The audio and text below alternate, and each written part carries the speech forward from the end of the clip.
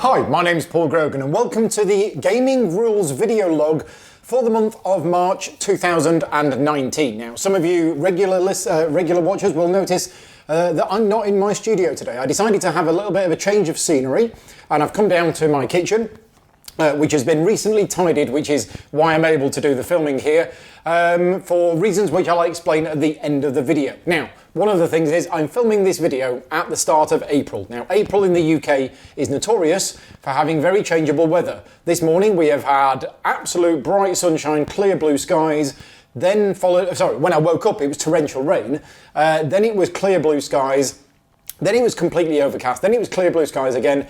About 15 minutes ago when I was about to start the filming, hail came down. And now it's bright blue skies again. So we will see over the course of this video what happens. I've got the camera set to automatic mode rather than manual, so it will automatically adjust as the daylight changes. But yeah, we'll see what happens.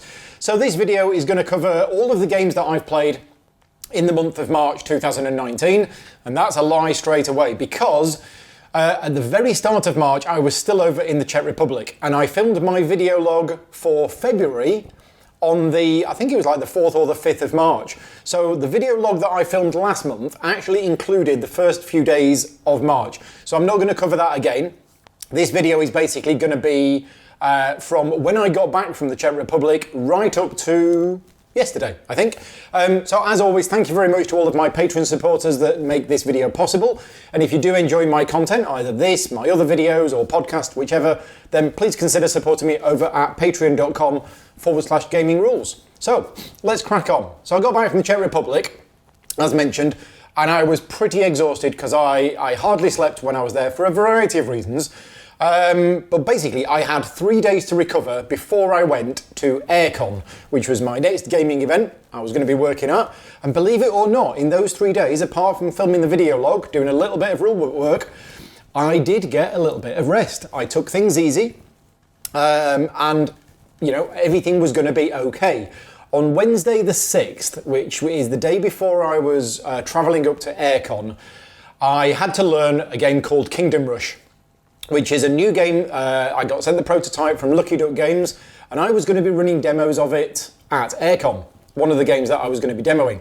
So of course I needed to learn how to play the game. And oh, what an experience we had on the Wednesday night.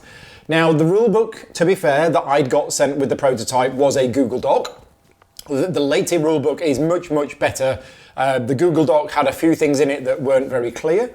And we played scenario 1 and we died horribly. And we were like, oh, wait a minute. We must have a rule wrong here. This is scenario 1. This is an introduction to the game. You know, what are we doing wrong? Now at this point, I'd been feeling a little bit rough during the day. And I'm not quite sure why, excuse me. So by that point in the evening, I was really feeling like I was starting to come down with something. And I didn't know what it was. It was probably just a cold or something like that. I wasn't really sure. So there I was, having to learn a game, ready to do demos of it, really struggling at the first scenario, thinking, oh dear, we've got some rules wrong. How am I going to have the time to, you know, find out what the actual rules of the game would be and everything else?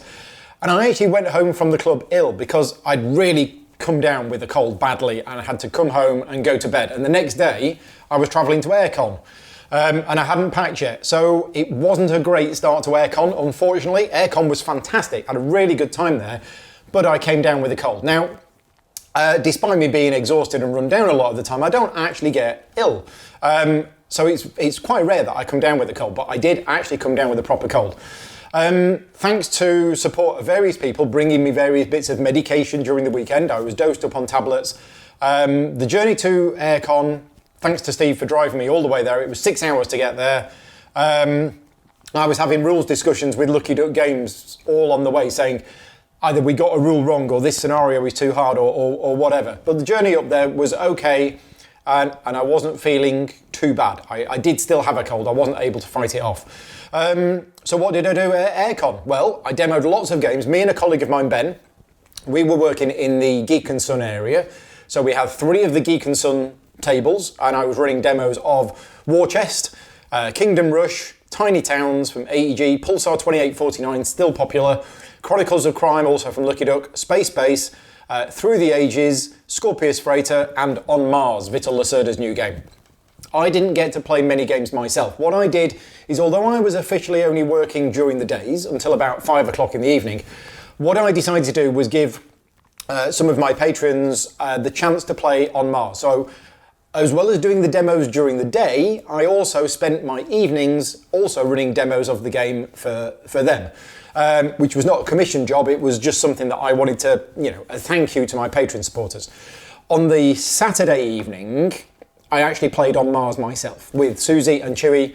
I thought, right, I'm going to play one game. And I did actually play a game of On Mars myself, whilst teaching the other two people how to play on the Saturday night. What else did I play? On the Sunday morning, right, so Sunday morning, here's the thing. So I've been struggling with this cold, and I've been taking the medication while I was at AireCon. Saturday night, I don't quite know what happened, but I must have slept funny, and I either trapped a nerve or pulled a muscle in my shoulder. I don't know what it was. And I thought, oh, that's odd.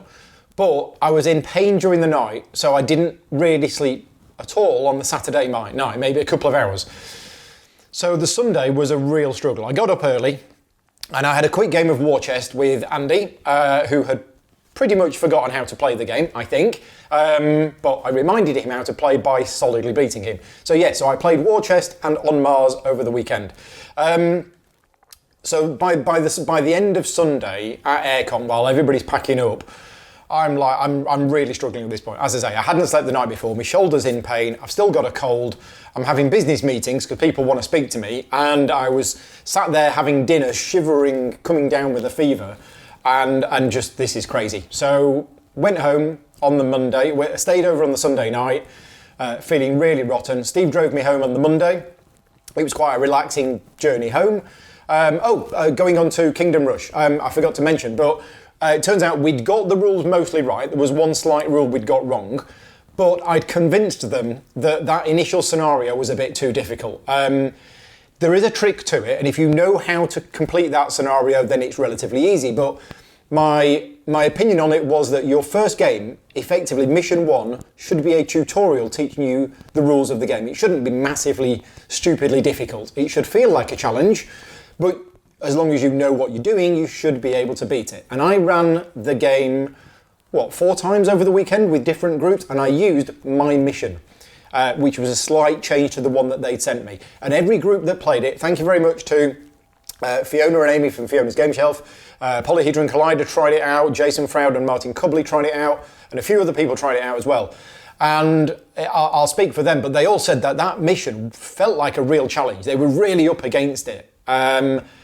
I knew that they weren't. I knew that they would be able to do it, and it felt like a real challenge. Thankfully, Lucky Duck Games have taken on board that feedback, and they have changed mission 1 in the actual game itself to be the mission which, I didn't create the mission. I just tweaked one of the one that they gave me slightly. So so that was quite cool. Anyway, got home on the Monday night from AireCon. The journey home, as I say, was okay. It was quite relaxing because it was just sitting in a car chatting with Steve. But by the time I got home, I felt rotten. Really, really struggling.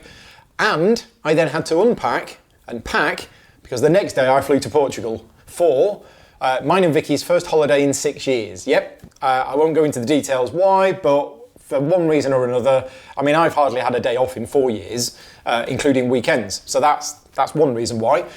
But we left for Portugal, and I'm happy to say that despite, I think I'd recovered from the cold at this point, mostly. The shoulder was still hurting, but it had only been a couple of days. So despite that, we had a great time in Lisbon. We had the evening in Lisbon where we got something to eat, and then they had the whole next day in Lisbon where we saw the castle and Bellum, and then the next morning we went to the beach and met up with Vital Lacerda for lunch at a very nice place. And then we saw another place, and then we drove to Leiria. Because every year there is a convention called LeiriaCon, if that's how you pronounce it. And the people who organise it is Spiel Portugal, and I know some of the people there. So Nuno and Paolo, that now work for Watch You Game, they're part of the organisation team of it. And they've been wanting me to go for years. And I've been wanting to go for years, but it was always, the timings weren't quite right. And this year, the timings suited. So we had a couple of days in Lisbon, and then I went to LeiriaCon. And LeiriaCon was incredible experience. It was so weird in that it was so different from every other convention that I've been to. First of all, I wasn't working at the convention. Now, I say I wasn't working, Vittel was there demoing on Mars, and I did some demoing of on Mars, and then every day I would have at least half an hour or an hour's discussion with him about changes that we were going to make to the game. What's Your Game wanted to meet with me and have a chat. So there were a few work-related things that went on at the event, but I wasn't being paid to do any work there. So, and basically what we'd done is I'd made the agreement with Vicky. It would be half a holiday and half me at the convention. So she had some time to herself to go for some walks on the beach and things like that. And I had some time to go play games, and then we'd spend some time together. So yeah, LeiriaCon, very, very welcoming, very, very inviting. I don't think I've ever felt as welcome at a convention before.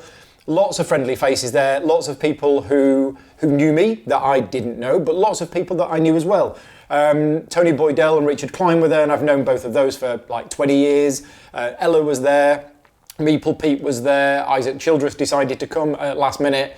As I say, I've known the people from What's Your Game, Veronica, Mariano, and Paolo Nuno for, I don't know what, 4, 5, 6 years now. So I've become friends with them, and it was just great. Paulo Renato was there. There was a few other people there I've probably forgotten, so apologies for that. But yeah, it was just a really nice, friendly convention, and I got to play a few games. So let's go back to the games that I played while I was there. I played on the first night Coimbra. I taught Veronica and Mariano how to play Coimbra, which is one of my top games of last year. Really enjoyed that. The next day, me and Vicky played we took 2 of the Exit game with us to play, and we did Exit the Mysterious Museum, I think it's called. I've written that down, but I don't think that's right. Really enjoyed the Exit games. That one probably wasn't our favourite, but we did enjoy it. There was a couple of puzzles in there that were a bit, really, but overall, really good experience. And again, played it without managing to destroy any of the bits, which made it a little bit difficult, but you just have to copy things onto a piece of paper and you can do it. On another evening, I played Macau, and I played that with Isaac Childress and then beat him. So that's the second time I've played him a Feld game and beat him. Awesome. One afternoon I did actually teach and play on Mars. So again, because I wasn't being paid to do the work there, I was like, well, I'm going to play in this game as well. So I taught some people, which was Ella, Isaac, and Gianna as well. Taught them how to play on Mars and played in it myself. The game has changed since then. So as I say, it's being tweaked all the time. It is now finished, I'm happy to say. Then I played another Exit game. This is the Orient Express game, which I played with Vicky. We played it in the main game room so people could see what we were playing. And a very interesting experience when we were playing this game. I think we just finished it, or we were finishing it up. And Costa, one of the organisers of LeiriaCon, came up to me and he said, "Do you know where Inca and Marcus Brand are?" And I was like, Germany? And he went, no, do you know where they are? And I'm like, I don't know what you mean. You mean they're here? And he said, yeah, they're here. Have you seen them today? And I went, they're here?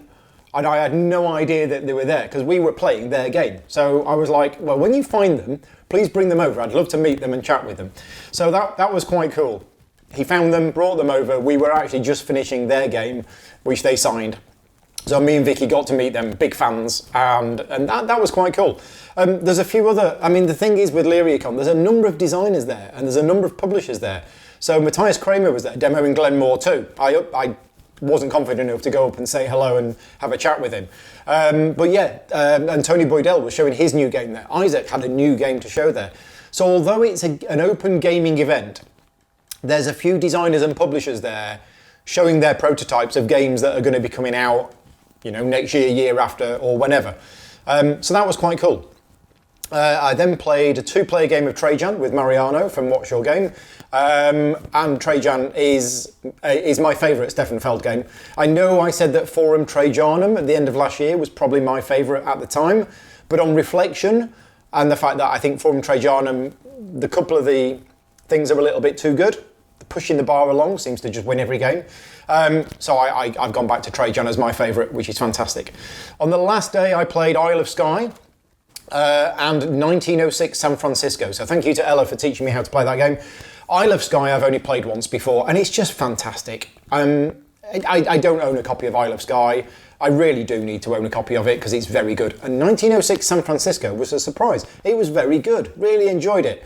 The problem was, although the rulebook was really good, mostly good, there were some card effects that were just not explained in the rulebook really at all. And we had to interpret it, and we had to ask some questions, or we had to go to Board Game Geek to get some answers to some questions. It's a game which I would be looking to pick up though. Just need some answers to those questions. So that was really good. Other things about LeiriaCon that was interesting. It's not actually in Leiria. It's in like a holiday resort, which is on the coast, probably about 30 minutes drive away from Leiria itself. And we had no idea what to expect. But a holiday resort at the end of March, we arrived and we were following the directions and we thought, okay, we're in the right place, and we're driving around this deserted town where everything looks, there's rubble everywhere, the buildings look like they haven't been lived in for a year, there was bits hanging off, there was nobody around, there was a few cars here and there, and it was like, is this the right place? We really didn't know this was the right place. When we eventually found the hotel, and we pulled up at the front of the hotel, we were like, oh dear, what's going on here? Because the front of the hotel was all rubble, it was all being built, there were workmen there digging holes, and and there was bits hanging off, and we're like, is this the right place? So we went into reception, and reception was lovely, and it was all brand new, marble and everything. And there was a woman hiding behind the counter, because the counter comes up to like here, it's crazy. And it was like, oh yeah, we are in the right place. And what had happened is the place had been hit by a mini hurricane at the end of last year, and they were just getting round to like doing all the repairs and everything else. So that's why everything looked, a little bit run down, as it were. They were in the process of doing it up. But she said, oh no, you're not in the hotel itself, you're staying in the chalets. And she gave us these directions for how to get to the chalets. Anyway, we didn't fully understand the directions. We ended up driving around these back streets, which again looked like complete abandoned buildings with like bits of rubble and bits of rubbish just all over the place, going, we've no idea where we're going at all. And we drove around for about 15 or 20 minutes, and eventually I took a turning and suddenly found myself in a car park. And at the end of the car park was a building, and I could see through the glass loads of games, and I was like, right, finally, we're in the right place. Turns out where we were was directly behind hotel reception. But because we'd misunderstood the directions, we ended up driving around for ages. So anyway, Leiria, or the place where LeiriaCon is, at the end of March, yeah, deserted. There's not many people there at all. Whereas if you look at photos online of, on Google Street View or everything, it's all the beach, there's thousands of people there and everything else. So yeah, it's a great place for a convention because there's nobody else there. It was an all-you-can-eat buffet, so we ate very well for 5 days. Yeah, it was good. As I say, really, really good time. I want to go back next year, and I think Vicky enjoyed it enough that we are going to go back next year. The downside of it, my shoulder wasn't getting any better, and in fact, it was getting worse. And it was a little bit of a concern. Obviously, I had the flights, the coach, the flights, more public transport, riding around Lisbon on public transport. My shoulder was not at all well. And what it meant was that I wasn't getting much sleep during the nights because I was waking up like in pain quite often. And on the back of AireCon, halfway through, well, even at the start of LeiriaCon, I was really, really struggling. So I went back on the coffee. I've been trying to give up coffee this year, and I've given up a few times. I had to go back on it, and that helped me get through. Other things that I did while I was at LeiriaCon, one evening I did a live Q&A show, which I thought was a lot of fun. Basically, we sat in a hotel corridor. The audio was terrible. I need to check the microphone, but Ben Maddox, Tony Boydell, Vitor Lacerda, Meeple Pete, Ella, Richard Klein, who else did I get on? Paolo Soledad. Basically, it was just a fun show. If you want to see that, it's on the YouTube channel, and that's a live show that I did from LeiriaCon. where we talked about the latest information about Brazil, latest information on Tony Boydell's new game, talked to Vittel about On Mars, he spoiled some information about a new version of Kanban. Just a really good show, really enjoyed it. Anyway, that is about it for LeiriaCon. Massive thank you to everybody at LeiriaCon, both the organisers and the people that I met there. Yeah, going to be back next year. Got back from Portugal. Then suddenly I realised, well, I didn't suddenly realise, I knew I have to now do a review of London, 2nd edition, and Newton by the end of the month. Neither of those games I had played before. So, in the space of a few days, I played London 4 times, 2, 3 and 4 player, and then once again 3 player I think. And then I did Newton 3 times, 2, 3 and 4 player, and then I did the reviews. So I'm not going to tell you what I thought about those games, because you can just go and watch my review of them. What I did play also at the end of the month, I played the new version of Endeavour. Mark invited me around on Saturday, 23rd, played the new version of Endeavour. Now I have the original version of Endeavour. I really like it, I think it's a great game. I don't think it scales well with fewer than 5 players, and I knew that the new version fixed that scalability problem, but we were playing 5 players, so I was expecting it to be just the same game as before. Matt was going through the rules, and he read out a couple of rules, and I said, are you sure? And he looked it up and he was like, yeah, that's what it says. And I'm like, oh, you can take the cards now even before the areas are discovered. Oh, well, that's a very different game. And it was obviously similar to the original game, but very different. Having now played the new version, I've got the old version. I won't play the old version again. I mean, I've only got the old version, but I feel the new version is better. Yeah, so that's Endeavour. Enjoyed that. What else did I do? Oh, I played my first solo game as well. Now, regular viewers will know that I'm not really a solo gamer. I've talked about this a number of times. I've even done a podcast about solo gaming and said why I'm not a solo gamer. But I really enjoyed Newton. Spoilers, if you're going to watch the review, it's a positive review. I really enjoyed it. And it has a solo mode. And on Wednesday the 27th, people were coming round in the afternoon and I was filming the tutorial video for Madeira. Newton was still set up. I had an hour free. I was like, oh, go on. So I set up the cameras and basically I filmed myself playing a solo game of Newton. And I really enjoyed it. And that video is also available online. And who knows, I might be playing more solo games. So yeah, I taught the game of Madeira. I didn't play in it, which is why it's not appearing in the list of games that I played in the month. But then after that, John Dunnett had come all the way over from Ascot. So just before dinner, I taught him how to play the Arkham Horror card game, which I absolutely love. And I taught him how to play, and we just played Scenario 1 with 2 of the starting characters. I still love the game. We had to play very quickly because, you know, Vicky was arriving home and we were having dinner and John had to go home. But yeah, always enjoy that. Thank you very much for that. 29th, Friday the 29th. So, Paul came round early and we were going to do one game, but then I changed my mind. I wasn't in the mood for it. So we decided to play Dice Throne. Now, I've had a copy of Dice Throne for quite a while and I've just never got round to trying it. And I'd heard things about it. And after playing it twice, what I'd heard about it is my opinion of the game as well. It's a 2 to 6 player combat game, a little bit like Magic the Gathering, sort of. You have a deck of cards and you draw one a turn, and you roll dice and you're trying to get Yahtzee match symbols to trigger effects. Although it's 2 to 6 player, I do feel it is probably one of those games that works best as a dueling game with 2 characters against each other.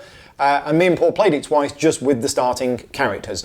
And it did exactly what it says on the tin. It was fairly random because you're rolling dice and it's got the Yahtzee element. The characters are all asymmetric. They all have interesting powers. It's not a game I would go out of my way to play again, but it was fairly quick. It was okay. It was enjoyable, but you know, if you're going to play 2-player dueling games, I'm going to go to Ashes or something like that with a bit more crunch and a bit more substance to it. So I'd play it again. I'd try the other characters. I know people who love the game and they've said season 2 it's got better characters. As I say, we only played with the 2 starting characters and the other ones are probably a bit more interesting, but at the end of the day, you're rolling dice and you're trying to Yahtzee to get symbols. And you could get lucky, you could get unlucky. Not sure. But anyway, I tried that, happy that I tried it. Then, in the evening, we played Akronym. Base game, none of the expansions, but we did use the drafting rules and we did use the B-side of the cards, the player boards. Me, Paul and Ben are doing an Akronym video tomorrow. And I'd not played it in ages, so I needed a refresher on the base game before we did the video tomorrow.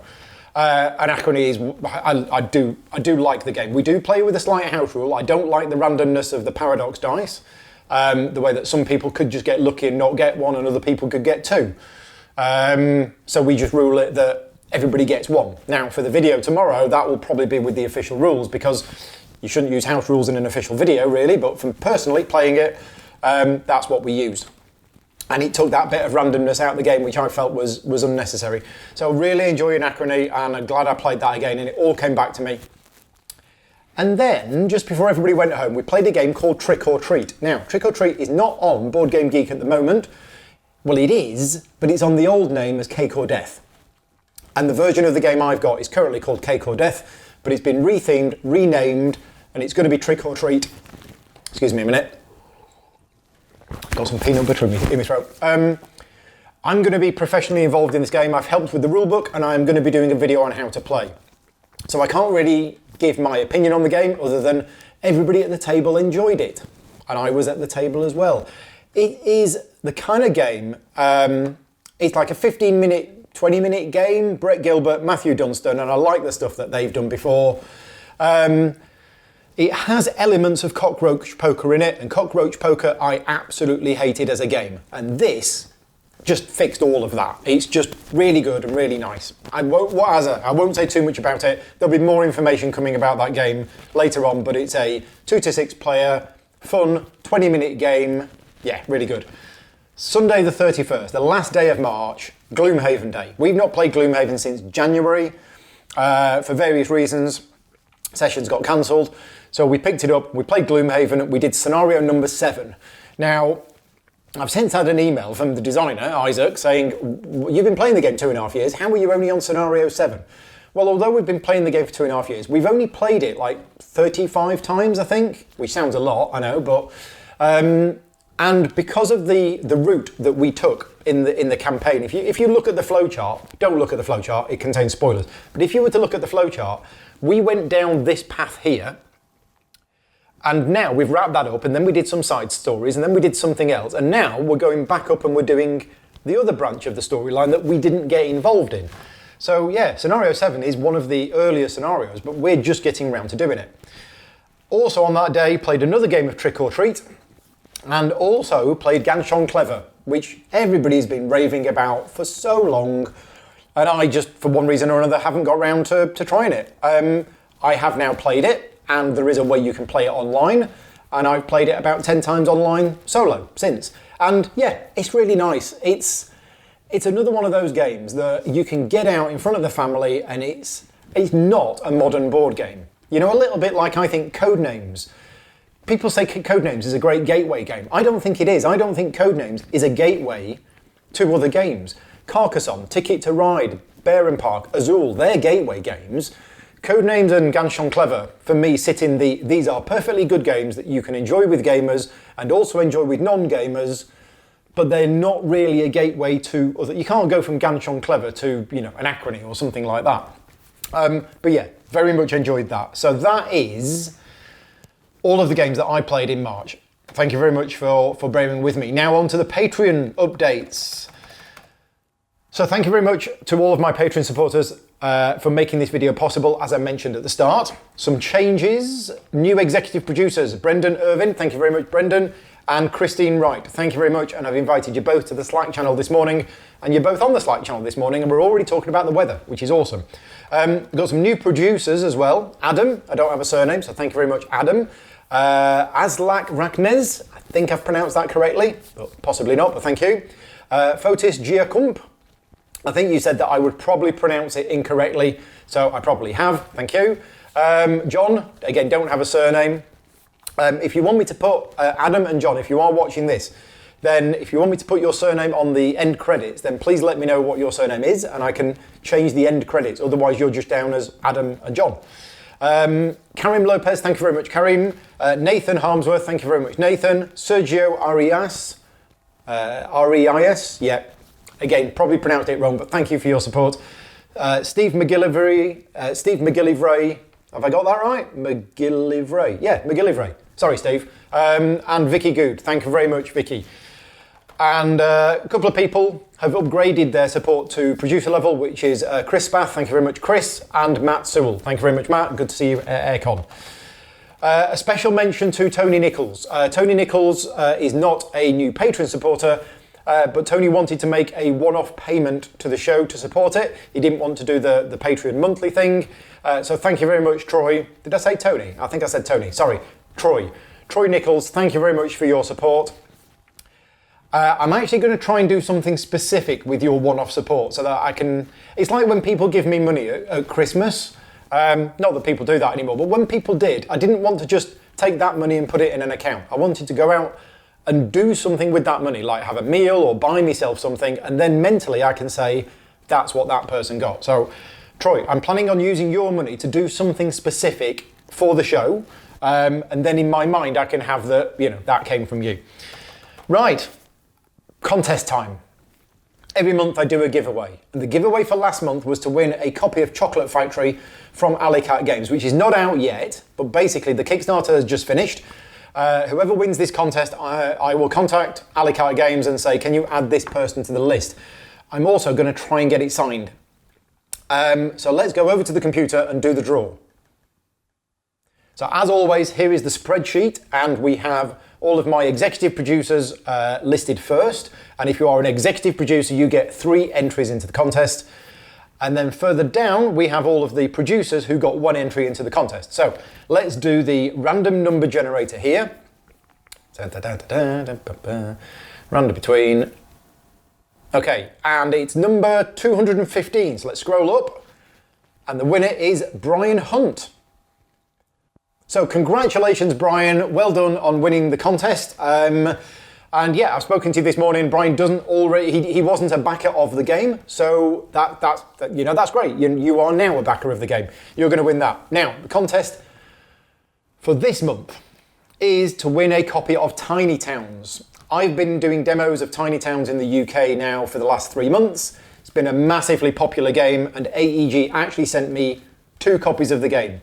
One of which is for me to use for demos, and the other, which I should have brought, but I've left it upstairs, is to give away in the contest. So if you are a patron supporter of mine, at the end of this month, at a producer level or higher, you will get entered into the contest, and I will do the draw, probably the 1st or 2nd of, what month are we in now? April, May. Yeah, so the contest will run for the whole of April. If you are a patron supporter of mine, you don't need to do anything. But if you're watching this and you think, oh yeah, I quite fancy Tiny Towns, then please consider supporting me this month. Right, let's go on to the content that I made this month. So only 1 tutorial video this month, unfortunately, which was the Key Market video. So tutorial and playthrough of Key Market, which has gone live on the channel. I've done 2 reviews, as mentioned earlier, Newton and London 2nd edition. One of them's positive, one of them's not so positive. And I know I'm in the minority on the one that isn't so positive. I did the live Q&A from LeiriaCon, and I filmed and edited the Madeira video. It hasn't gone live yet. It's now with What's Your Game. What's Your Game are checking it, making sure they're happy with it, seeing if they want me to make any changes to it. And I'm not sure when it's going to be going live, to be honest. They might want to hold the video back and only make it live at the start of the Kickstarter campaign. We don't know when that's going to be. So yeah, the Madeira video is done. Patron supporters have got a sneak preview. If you are a patron supporter, get on the Slack channel, because that's where I shared the link. So you can get a sneak preview of it. It's my longest tutorial video yet, and it's probably the heaviest game that I've covered in that format. It was a 3.5 hour video. 45 to 50 minutes of that is the rules explanation. So if you just want to learn how to play, you can just watch the tutorial, although there was a couple of rules that I missed and picked up later on. But then if you want to see us play, that's the rest of the video. Madeira is a heavy, complex, and it can be a longer game for your first game. But if I sat down and played Madeira now with 3 other people who knew how to play, it'd be 2.5 hours. maybe 3 at the most. It's not one of these 5-6 hour excessively long games. It might feel like that when you start playing it because there's a lot going on. But anyway, that video's done and he's up there. What do I have planned content-wise for this month? Tomorrow I am filming the tutorial and playthrough video for the Akronym expansion. David Turtsey is coming over tomorrow morning and he's going to teach us how to play that, and then we're going to play it. I don't know anything about it yet, but I didn't have time this month to basically get the rules, learn the rules, play the game again, practice teaching the game, video me teaching the game and send it to David to make sure I got it all right, and then film the video. So the compromise is David's coming over, David's providing the tutorial himself, I will do the filming and I'll do all of the editing. So that's happening tomorrow. The week after is supposed to be the On Mars video. I say supposed to be, Eagle Griffin are rushing me the components so that I can get the filming done. If they don't arrive in time, we need a new plan. But I will be doing a full tutorial and playthrough video for On Mars because the Kickstarter goes live on the 18th of April. This month, it's like 2 weeks away. It's like, yeah, wow, okay, don't panic, Paul. Also this month, I'm going to be doing another podcast. I was planning to do it last month, but things, because at LeiriaCon, things didn't work out. I'm doing it this afternoon. So in a couple of hours' time, in 1 hour's time, I will be talking to Ben Maddox, podcast 68, and we are talking about narrative-driven games. What they are, what games are narrative-driven games in our opinions, and which ones people think are narrative-driven games, but I don't think are. I'll also be doing another live Q&A, although I'm not sure where I'm going to be doing the live Q&A from, because the last two, one was live from the Czech Republic, one was live from LeiriaCon. I quite like doing them, and later this month is BayCon, which is in Exeter. So I'm thinking I might do a live Q&A, but doing a live Q&A from Exeter seems like a crazy idea, and I don't know whether they're going to have the facilities for me to do it. Because it's in Exeter, I basically come home every evening. So one evening, I might do a live Q&A. I'm not sure yet. I might not do it at BayCon. I might do it just before BayCon. I might do it just after. Not sure yet. But watch this space for the next live Q&A. Reviews. I will be doing 2 reviews this month. I don't know what yet. Sometime in the next couple of days, I need to be deciding what games I am going to be putting on the list, which my Patreon supporters get a chance to vote on. So if you are producer level and above, you get a chance to vote on which games I'm going to review this month. And yeah, I need to decide on what games they're going to be, because then I need to put aside time to play those games so that I can then do a review of them. So yeah, I'm going to have to fit that in sometime before the end of this month. And that is everything game related wise. Now, moving on to a bit of personal news. I've got 3 bits of personal news to share with you, and the first one is my shoulder, which still isn't right. So this has been over 3 weeks now. I don't know what's wrong with it. I said trapped nerve or pulled muscle. If it was that, I would have thought it would have been fixed by now. Sometimes I think it's getting better and sometimes it's not, and I know I could keep going to the doctor. And people have said you need to go to a doctor or a chiropractor. The thing is, I have 2 existing medical conditions which prevent me from going to a doctor. Stubbornness and stupidity. But to be fair, after the first couple of weeks, it was gradually starting to get better. And I'm not the spring chicken that I used to be. So any kind of, physical problems take longer to heal than they used to when I was much younger.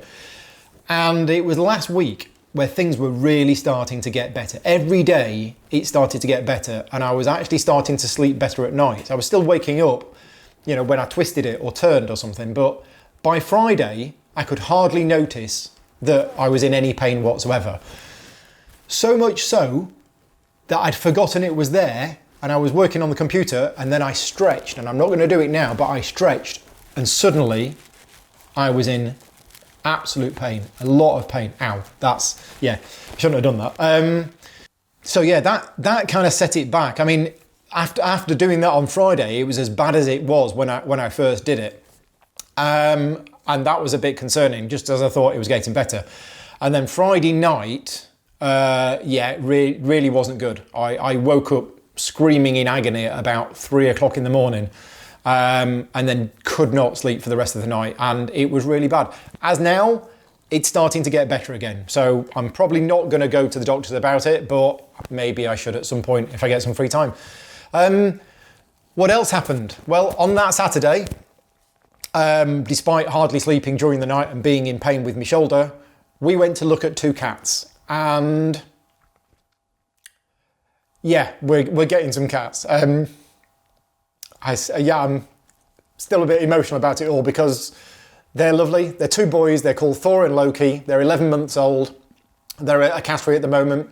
We got them through the Cats Protection and we're picking them up on the 14th of April. So all of my videos from the 14th of April onwards are going to feature, hopefully, 1 or 2 cats. I'm getting a bit emotional because me and Vicky weren't sure whether it was time or not because we're still grieving from losing Bramble. And I'm still not sure. So although we went to see him and it was lovely, and I'll put some pictures on screen now so that you can see what they're like, it is still tinged with sadness because of losing Bramble. But, you know, we've got to move on at some point, and the cats are almost... I mean, we've not named them Thor and Loki. That's what they are named, and it's just... Yeah, we almost didn't get them because another couple went to see them before us, and we were like, oh no, our hearts sank. As soon as we found out somebody else was going to go and see them first, we were like, oh, who wouldn't want them? You know, so, okay, let's take the disappointment and move on. And then I got a phone call from the Cats Protection Agency and they said, oh no, the couple that went to see him were an elderly couple and they wanted cats a little bit older. And we were like, yes! And we were next on the list. So it was like, it's fantastic. So that was Saturday. We went to see them and I say, we're picking them up in, less than 2 weeks' time. Sunday the 14th, we're going to get them. And in other personal news, my dad is moving back in with us. What day is it now? Tuesday? Yeah, tomorrow. So my dad lived with us for a few months after my mum passed away last year. He left at the end of January and he's coming back down with us now to stay again for another 2.5 weeks. So just as we've got used to, it's going to be weird getting used to him being here again. It was a little weird at the start. We got used to it after a while, but then it became a little bit too much. And we didn't have any of our own personal space. He's coming back down again this time, but he knows he needs to go by the end of the month because I'm hosting a number of people for Baycon. A number of people are staying here for the evening. So we basically need the room back. So yeah, he's going to be here for 2.5 weeks. He's got some personal news to share with us about his life that I'm not comfortable talking about at the moment, but maybe I will in future, which is a little weird for me to deal with. But yeah, that's one of those things. So I think that's everything. There's probably more stuff that I meant to say in this, but yeah, that's where we are. Probably longer than normal because I've shared a bit more stuff than normal and talked about more games than normal. Again, as always, thank you very much to all of my Patreon supporters. Your support means that I can basically take a few hours off, to make videos like this, which I enjoy making, and I like talking about the games that I've played, because it gets me to talk a little bit about the ones which I'm not going to do a review of. We'll wrap it up there. So yeah, if you do want to support me on Patreon, patreon.com/gaming rules. I will see you later on in the month for other videos, and I'll see you this time next month for the next video log, and we'll see who wins the contest to win a copy of Tiny Towns. So, until next time, take care, and thanks for watching.